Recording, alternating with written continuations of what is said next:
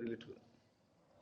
Good morning, students. Today we'll do a practical regarding the use of vernier calipers. And this is the instrument vernier calipers. You know this one. So one main scale is given here, and another scale vernier. Now we are going to measure the volume of this beaker with the help of this vernier calipers. In order to do this, we'll first calculate the least count of these vernier calipers, then the internal diameter of this beaker, and then the external diameter of this beaker and the depth of this beaker. Then we'll measure the volume of this beaker with the help of this formula pi r square h, and this r is the average internal radius. Okay, so first see the least count. What is least count? The least count is the minimum possible measurement which can be done with the help of this instrument. Now how we can calculate the least count? Least count is equal to value of one main scale division divided by total number of division on vernier scale. See here, in vernier calipers main scale is graduated in centimeter and initial reading is 0 and then 1, and in between 0 and 1 how many divisions? 10 divisions. That means the value of one main scale division, that will be 1 by 10, that will be 0.1 centimeter, and divided by total number of divisions in the vernier scale. So how many divisions in the vernier scale? 10 divisions. So the least count, that will be 0.1 by 10, 0.01 centimeter. Next, zero error. See, the two jaws are tight enough and there is no intermediate space in between these two jaws. They are in direct contact with each other, and the zero reading is exactly coinciding with the first line from the vernier calipers. So that's why there is no zero error in this instrument. Okay. Now I am going to calculate the external diameter of this beaker. And with the help of this bigger jaws, we'll calculate the external diameter. See, the jaws are tight enough, it can hold the beaker easily. So in this situation we have to see the reading of the main scale. See, the main scale reading is coming here 5. You know how to calculate the main scale? The initial reading of the vernier calipers is directly coinciding with the 5.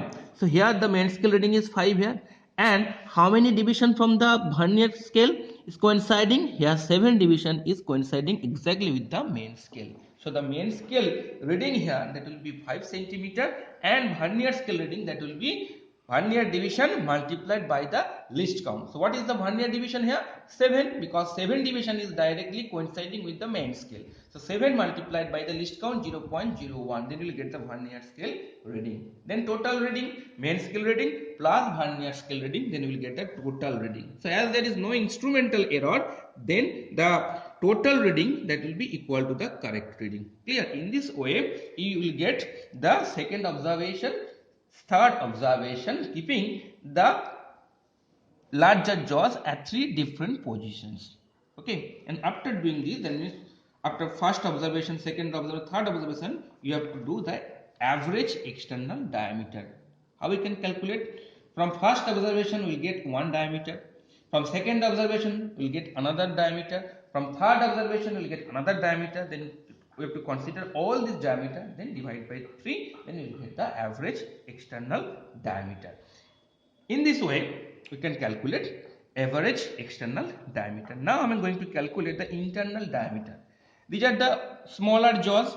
With the help of the smaller jaws we can easily calculate the internal diameter. See, the jaws are tight enough, it can hold easily the beaker. In this position you have to see the main scale readings. See, the main scale reading is coming here 4.7, and which division is coinciding exactly? 3 division from the vernier scale is coinciding exactly with the main scale. So the main scale reading, when you are going to calculate the internal diameter, is coming here 4.7, and vernier scale reading, vernier division 3 here multiplied by the least count 0.01, then you will get the vernier scale reading, and total reading, main scale reading plus the vernier scale reading. As there is no instrumental error, the total reading, that will be equal to the correct reading. In this way you have to do the second observation, third observation. After first observation, second observation and third observation, you have to calculate the average internal diameter. Considering all this diameter, then we have to divide the total reading by 3. Then we will get the average internal diameter. Next part, the depth calculation. Again, with the help of this, we will calculate the depth of this beaker. See how we can calculate.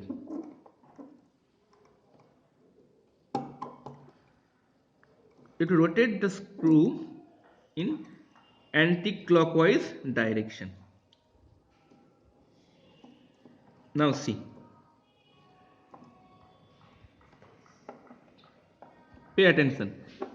This edge is in direct contact with the upper surface and this edge is in contact with the bottom surface. So we can easily measure the depth of this beaker, and we have to take the reading at this position.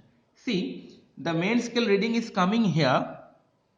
What is the main scale reading? It is coming here 7, and the 7 division from the vernier calipers is exactly coinciding with the main scale. So here the main scale reading, that will be 7 centimeter, and vernier scale reading, that will be vernier division 7 multiplied by the least count. Okay, then the total reading, we have to add the main scale reading plus the vernier scale reading, then we will get the total reading. And as there is no instrumental error, the correct reading, that will be equal to the total reading. In the same way, we can do the second observation and third observation, keeping this at 3 different positions inside this beaker. And after doing this, we can calculate the average depth considering the first observation, second observation and third observation. Okay. Next thing, we have calculated the internal average diameter. From internal average diameter, we can easily calculate the internal average radius. How we can calculate? You have to calculate in this way.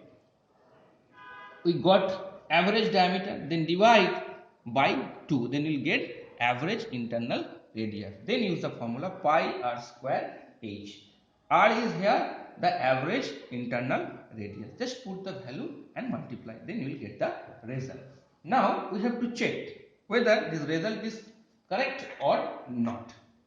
In order to do this, we will pour some water to fill this beaker.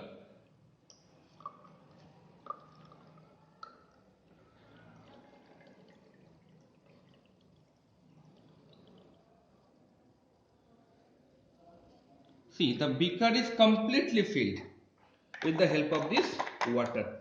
Okay.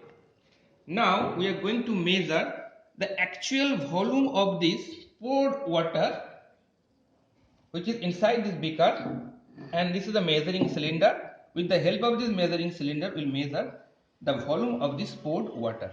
We have to pay attention. Why? So that all the water inside the beaker, that will be inside the volume measuring cylinder. See, no water is outside this measuring cylinder.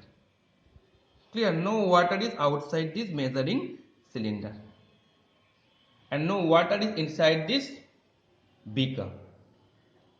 See, here is scale. Here 100, here 125, here 150. So 125 and 150, how many divisions? 1, 2, 3, 4, 5. So each division, that will be 5. The upper surface, the water level here, it crossed the first division. So that's why one division is equal to 5 cc, and it has crossed 125 cc level. So 125 cc plus 5 cc, that will be 130 cc. So this will be the actual volume that you have poured inside this beaker. Okay, and after the calculation, you can compare this one. If you do the experiment carefully, then you can see both the result, that will be same. One result you will get from the experimental value and other result we can easily get from this measuring cylinder, and both the result more or less that will be same. It depends how you are doing this experiment. I will send you one PDF for this practical, and you must write in the practical file the PDF that will send you, okay, and then you have to submit. Thank you all.